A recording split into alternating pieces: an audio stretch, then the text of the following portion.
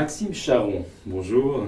Bonjour. Vous êtes élève expert à la Chambre, vous allez exposer au Salon du Grand Palais. Quelle est votre spécialité? Alors ma spécialité, c'est l'art russe et aussi les souvenirs historiques. Là, j'ai choisi de vous montrer des objets plutôt en rapport avec la seconde spécialité, puisque l'art russe, c'est uniquement en vente aux enchères que j'ai l'occasion de présenter des objets. Et là, en tant que marchand au salon, je présenterai plutôt des pièces historiques. Donc en fait, votre titre d'expert s'applique principalement pour faire des authentifications et des estimations pour les ventes aux enchères, c'est cela? Tout à fait, et aussi faire des recherches sur les objets, des recherches historiques, que ce soit aux archives, en bibliothèque, pour essayer d'aller plus loin dans la provenance de l'objet, essayer de remonter depuis l'origine jusqu'à aujourd'hui. Ça doit être passionnant.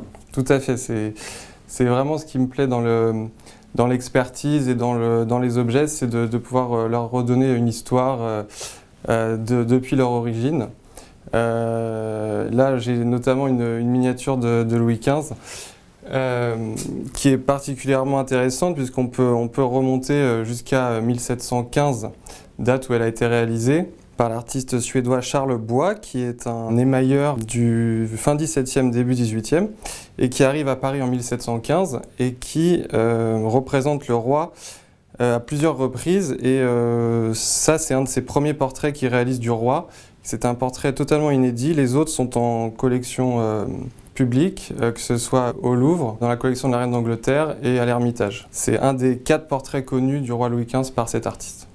Comment êtes-vous arrivé à retracer son histoire? J'ai retracé l'histoire par rapport au livre sur l'artiste que j'ai trouvé en bibliothèque. Ce sont des livres notamment en suédois, donc ça n'a pas été facile. Mais j'ai pu retracer à travers la vie de Louis XV et la vie de l'artiste l'origine de la miniature qu'on a. En fait, on a la trace de cette miniature dans les mémoires de cet artiste pendant sa période parisienne. Et donc vous disiez que les autres exemplaires de cet artiste-là sont dans des collections publiques? Tout à fait, publiques et privées si on considère que la collection de la Reine d'Angleterre est privée. Mais ce sont dans les plus grands musées internationaux. Donc là, la chance, c'est qu'on l'a en main privée et qu'un collectionneur qui sera visiteur du Grand Palais pourra acquérir une pièce de musée. Qu'est-ce que vous avez d'autre à nous montrer? Alors moi, j'aime beaucoup les rois. Donc là, j'ai notamment le roi d'Espagne Charles IV et sa femme Marie-Louise de Bourbon-Parme. Donc ce sont des camées sur verre. C'est une technique assez rare qui est une technique qui apparaît fin 18e, début 19e. C'est un roi qui a été roi d'Espagne entre 1788 et 1808. On peut admirer la qualité du travail, du verre à 2 couches, à l'imitation du camée sur agate. Sauf que là, ce sont des camées sur verre. Ils ont l'air en parfait état. Ils sont en parfait état, conservés dans leur écrin d'origine. C'était vraisemblablement des présents que le roi faisait, soit aux membres de sa famille ou à des diplomates ou des gens de sa cour. Et on peut retracer les artisans qui faisaient ces camées? Alors malheureusement non, ils ne sont pas signés. Donc c'est en plus un travail assez rare, le camée sur verre. Donc sans signature, il est très difficile de trouver l'origine. Ce qui m'a amusé, c'est de voir le roi d'Espagne qu'on retrouve sur les portraits de Goya. Je ne sais pas si vous voyez, notamment au Prado. Un roi très caractéristique par sa physionomie. Pourquoi êtes-vous si intéressé par les pièces royales? C'est une bonne question, parce qu'avant tout, je suis passionné d'histoire. Et passionné, qui dit histoire dit roi. En plus, en France, on a la chance d'avoir eu des règnes successifs assez rapidement, notamment au XIXe siècle.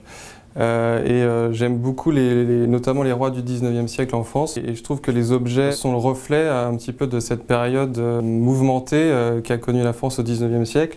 Notamment, j'aime beaucoup les porcelaines de Sèvres, qui sont pour moi le reflet le plus démonstratif des commandes royales et de la qualité de l'artisanat français. J'ai notamment une paire d'assiettes qui provient du service de Louis-Philippe au château des Tuileries. qui est le service dit des Petites Vues de France, qui est un service qui a été commandé en 1833. C'était un service à dessert qui représentait des vues de la France, donc c'était un moyen aussi de servir de propagande pour les invités de la table royale. Et en plus, on ne représente pas des palais, on représente des paysages de la campagne française, des 6 coins de l'Hexagone. On aurait l'impression de voir des scènes plutôt italiennes que françaises en termes de décor. Et c'est vrai qu'il y avait une influence plutôt néoclassique, je dirais, qu'italienne, dans l'art notamment de la porcelaine de Sèvres, qui était particulièrement friand de tout le répertoire antique, que ce soit les ornements, les camées, les portraits, etc.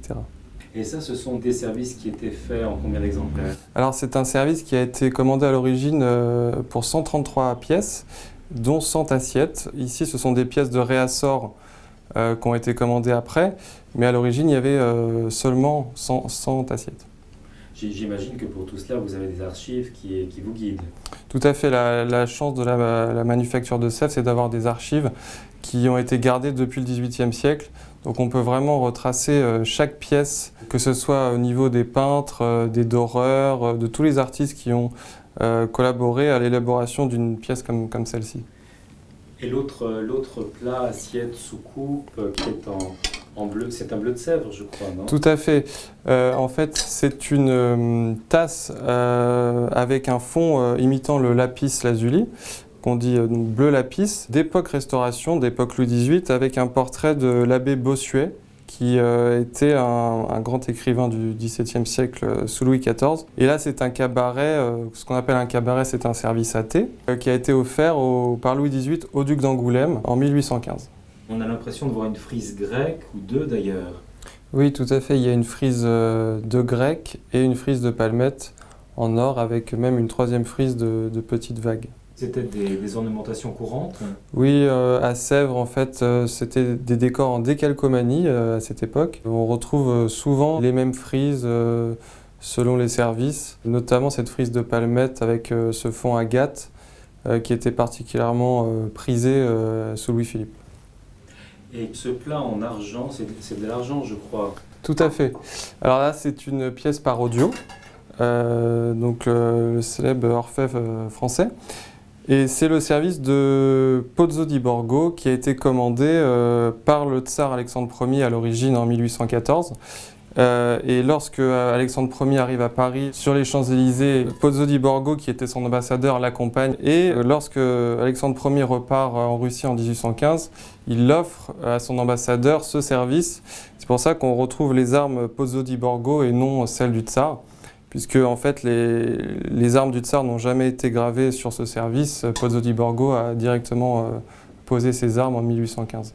Vous nous rappelez qui était Pozzo di Borgo? C'était Charles-André Pozzo di Borgo, donc l'ambassadeur de Russie en France, à partir de Louis XVIII, puisqu'il était ennemi de Napoléon depuis la bataille de Corse avec les Anglais, où il s'était allié aux Anglais.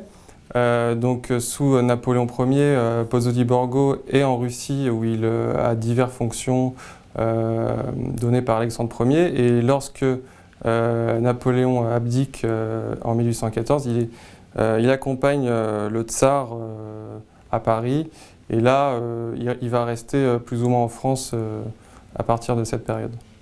L'occasion est trop belle pour moi de rebondir. On parle du tsar.